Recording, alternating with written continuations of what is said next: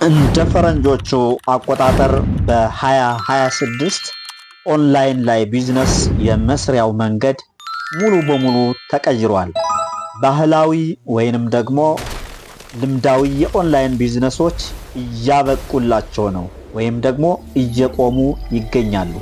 ነገር ግን የኤአይ አብዮትን የተረዱ ሰዎች በታሪክ ታይቶ የማይታወቅ የገንዘብ ፍሰት ላይ ይገኛሉ። ዳላርን እየሰሩ ሜክ እያደረጉ ይገኛሉ። ከሁሉም በላይ ደግሞ ይህንን ለማድረግ የኮዲንግ ዕውቀት፣ ትልቅ ካፒታል ወይም ፊትን በካሜራ ማሳየት አያስፈልግህም። በዚህ ቪዲዮ ውስጥ አሁኑኑ መጀመር የምትችላቸውን 3 ከፍተኛ ገቢ የሚያስገኙ የኤአይ ቢዝነሶችን ደረጃ በደረጃ ወይንም ደግሞ ስቴፕ ባይ ስቴፕ አሳይሃለሁ። እስከ መጨረሻ ተከታተሉ። እመነኝ፣ ይህንን ቪዲዮ እስከ መጨረሻ ከተከታተልክ ህይወትህን የሚቀይር መረጃ፣ ህይወትህን የሚቀይር ቁም ነገር ታገኛለህ። እስከ መጨረሻም ተከታተል። አንደኛውና ትልቁ ቢዝነስ ኤአይ አውቶሜሽን ኤጀንሲ በመባል ይታወቃል። ዛሬ በዓለም አቀፍ ደረጃ ያሉ ትንንሽና ትልልቅ ቢዝነሶች አንድ ትልቅ ችግር አለባቸው፤ የደንበኞችን ጥያቄዎች በወቅቱ መመለስ። እርግጥ ነው ኤአይ ይህንን ችግር ይፈተዋል።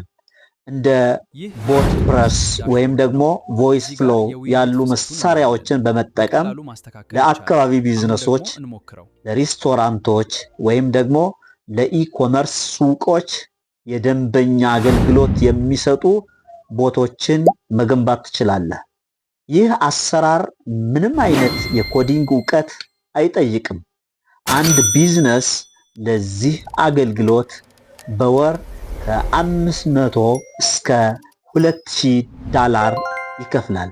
10 ደንበኞችን ማግኘት ማለት በወር እስከ $10,000 የሚደርስ ገቢ ማግኘት፣ የሚደርስ ኢንካም ገንዘብ ማግኘት ማለት ነው። ሁለተኛው ቢዝነስ ኤአይ ኮንተንት ኤንድ ቪዥዋል ሰርቪስስ በመባል ይታወቃል። አሁን ግን እንደ ሚድጆርኒ እና እንደ ፐብለሊ ባሉ መሳሪያዎች ተራ የስልክ ፎቶዎችን ወደ ፕሮፌሽናል ማስታወቂያዎች መቀየር ይቻላል።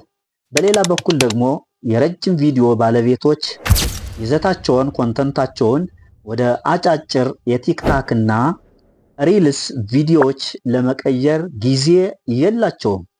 እንደ ኦፕስ ክሊፕ ባሉ የኤአይ መሳሪያዎች የ30 ደቂቃ ቪዲዮውን በ3 ደቂቃ ውስጥ ወደ 10 ቫይራል አጫጭር ቪዲዮዎች በመቀየር ለይዘት ፈጣሪዎች፣ ለኮንተንት ክሬተሮች በወርሃዊ ክፍያ ማቅረብ ትችላለህ።